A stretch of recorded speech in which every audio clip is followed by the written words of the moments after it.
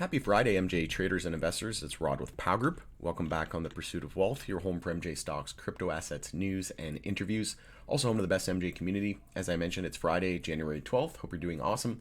And in this video, we've got an exciting update for you. 12 state attorney generals tell the DEA to reschedule MJ, and we've seen nice movement in the sector today. And a lot of people ask me why MJ was moving, and I believe it has to do with this. There was also some other news with regards to Green Thumb converting its license for New York. But like I said, there's tons of momentum building in the space and exciting times here ahead. And the amount of articles, the bullish articles that have been coming through has just been astonishing. And I think it's only the beginning. As always, though, this is not financial advice. This is for entertainment and informational purposes only, and never ever buy anything based on anything that I say or anything that I write. Before we get to the content, make sure to smash the like. It helps support me in the channel. It doesn't cost you anything. And if you're new, you can subscribe, tick the bell, all that good stuff, and you'll be notified on any future videos or whenever I go live. Also, make sure to give us a follow over on X, which is formerly Twitter. The handle for that is @GroupPow. Going to be using that as my platform of choice going forward. So this was the MJ Moment article published a little over 2 hours ago. 12 state attorney generals tell DEA to reschedule MJ as public safety imperative. And I mentioned this to POW private members as well the other day, and maybe I mentioned it on a public video the other day that there was I think a couple of individuals, two men that were robbing a retail store. I think it was in California or something like that.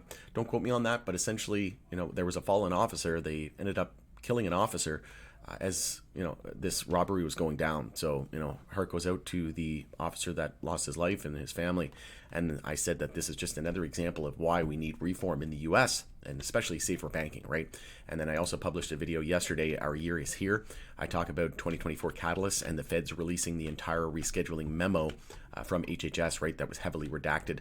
So like I said, the dominoes are falling here. And it's looking like we're going to see massive reform here. And I think the likelihood of rescheduling is very, very high. Germany coming online as well. And then, any month now in Q1, Q2, I think we could get rescheduling news here in Q1, Q2. And then Florida on the ballot for 2024, I think is very, very high as well. And then the chances of that getting enacted in 2025, I think, is very high as well. But I think we're going to get rescheduling and Germany first, then probably the Florida news. And then in 2025, Florida will probably commence recreational. It'll go live for recreational. And then we should get safer banking as well as a result over the next year, I would say year or so. So I think the things that are going to happen the quickest is going to be Germany and rescheduling, and then Florida, and then safer banking and uplisting to the NYSE and the NASDAQ, that sort of thing, right? We know that TerraSand, we know that Cureleaf are now on the Toronto Stock Exchange, so I think that trend will continue. Other names will follow suit to the Canadian major exchanges, and then it's going to be the US major exchanges after that.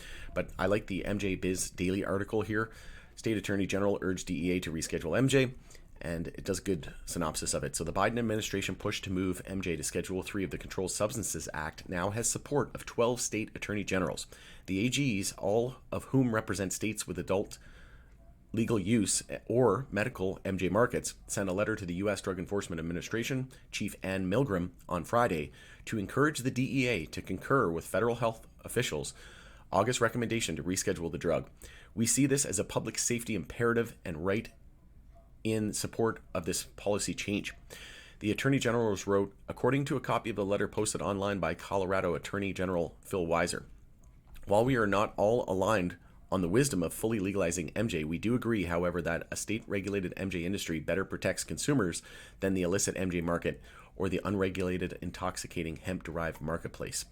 In addition to Colorado's Weiser, the letter was signed by Rob Bonta, California. And before I forget, there was also some studies and some tests being done in Canada that the illicit market, there was a very large amount, very high amounts of pesticides in the illicit market and products. So that's another thing to keep in mind as well, right? So Rob Bonta of California. We have Anthony Brown of Maryland. We have Andrea Campbell of Massachusetts. We have Aaron Ford of Nevada. Michelle Henry of Pennsylvania. And Pennsylvania is going to be another huge market as well for recreational. Ohio coming online. Didn't see that there, but Kathleen Jennings, Delaware. Peter Norona, Rhode Island. Matthew Platkin of New Jersey. Kwame Raoul of Illinois. Ellen Rosenblum of Oregon, and William Tong of Connecticut. I actually didn't butcher all of those names like I thought I was going to. The rescheduling odyssey began in October 2022 when President Joe Biden declared federal MJ prohibition a failed policy and ordered cabinet-level agencies to expeditiously review the status of MJ under U.S. law. MJ has been a Schedule I controlled substance since 1970, and an official declaration that the drug has no medical value and high potential for abuse, which we know are both very, very far from the truth. In response to Biden's directive, the Federal Department of Health and Human Services in late August informed the DEA that it recommended MJ be moved to Schedule III, a revolutionary declaration that the drug has medical value, which we all know is the case, right? PTSD, epilepsy, and anxiety, and sleep, and all the substitute to opioids. But as we know, the big pharmaceutical companies, the alcohol and the big tobacco companies have the most to lose. So they want to keep this train from leaving the station, or slow the train down as much as they possibly can until they get their paws all over it, right? I used to work for a pharmaceutical company about 3 years ago, and I can tell you that, and they were in the business of opioids and things like that, right?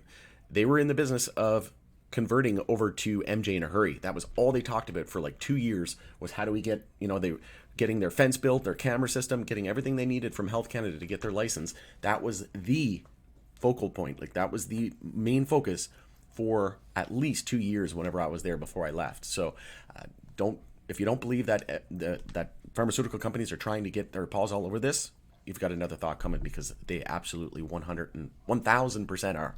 And then big alcohol and tobacco, obviously, trying to figure out how to get into it as well, right? We know that British American Tobacco just added another $124 million investment into Organogram.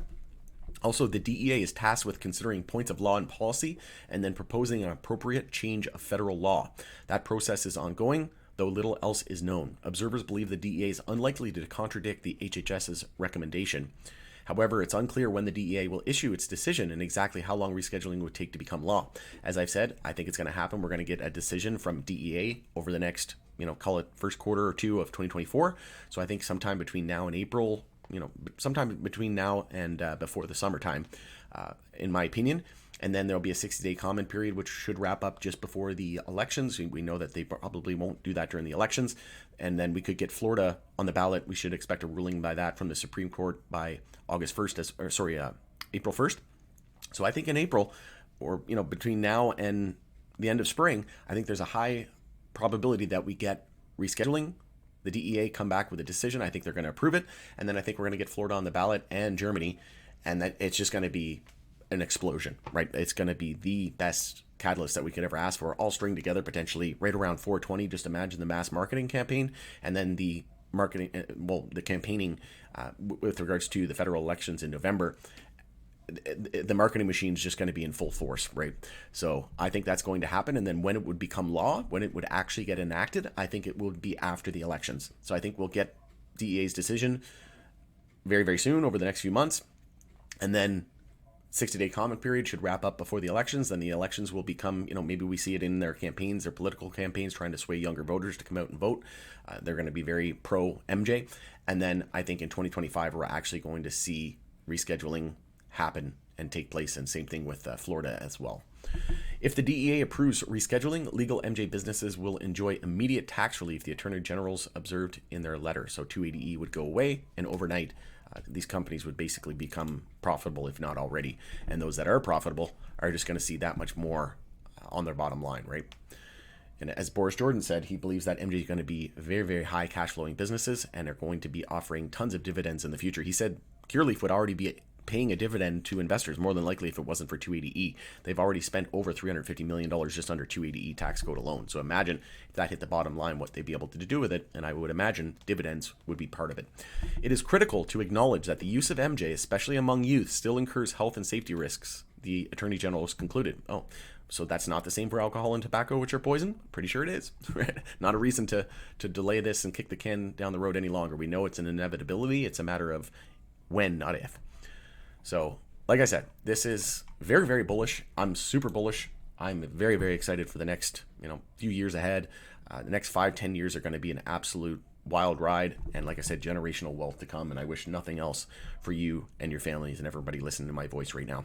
All right, going to end it there. Let me know what you think of this news. It's Rod with Power Group. Thanks again for joining us on the Pursuit of Wealth. And we'll see you again on the next video.